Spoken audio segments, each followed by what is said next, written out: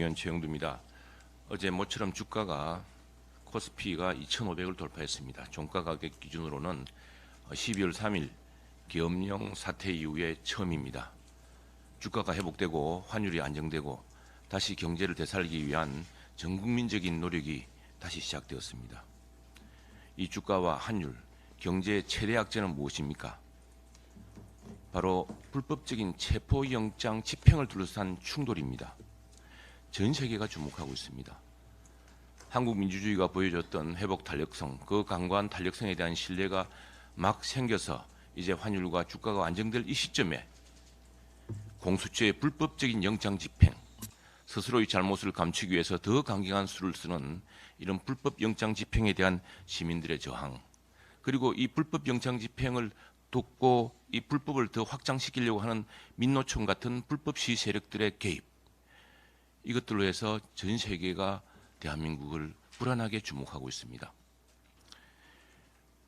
지난 1개월 동안 민주당의 내란 사기 탄핵, 내란 선동, 내란 공포 정치, 그렇게 일삼다가 헌법재판소에서는 내란죄를 다투지 않겠다고 했습니다.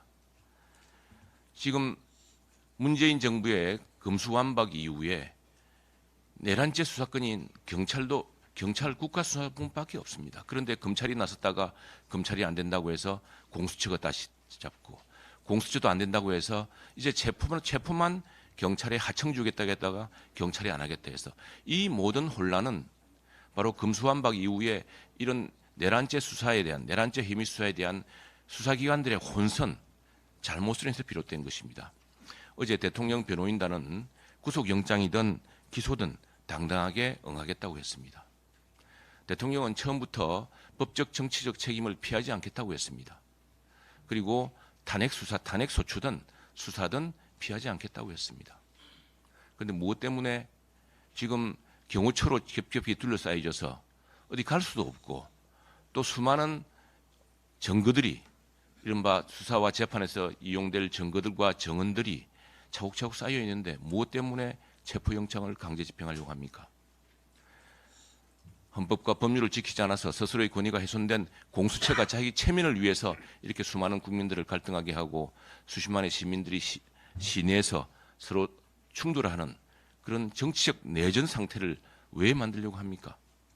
즉각적으로 불법적인 체포영장 청구 중단해야 됩니다. 그리고 이제 대통령 변호인단이 밝힌 것처럼 이제는 헌법과 법률에 따라서, 즉 법 절차에 따라서 모든 수사와 재판이 이루어지면 됩니다.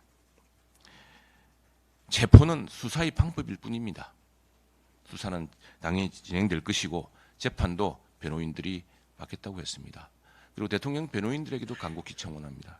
국민들이 대통령의 헌법수호 의지에 대해서 더 신뢰하고 또 이 재판과 수사가 헌법과 법률에 따라서 아주 제대로 진행될 수 있을 것이라는 확신과 그 계획을 좀 더 소상하게, 좀 더 자주 국민들에게 설명해 주십시오. 아울러서 우리 주가와 경제 회복의 가장 큰 걸림돌 중에 하나는 국회가, 바로 이재명 민주당이 주도하는 이 국회가 반도체 특별법 같은 긴급한 경제 현안 법안들을 처리하지 않고 있기 때문입니다.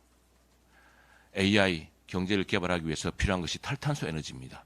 그 탈탄소 에너지를 전 경제의 핏줄처럼 설치하기 위한 모든 법안들을 지금 더불어민주당, 이재명 민주당이 가로막고 있습니다.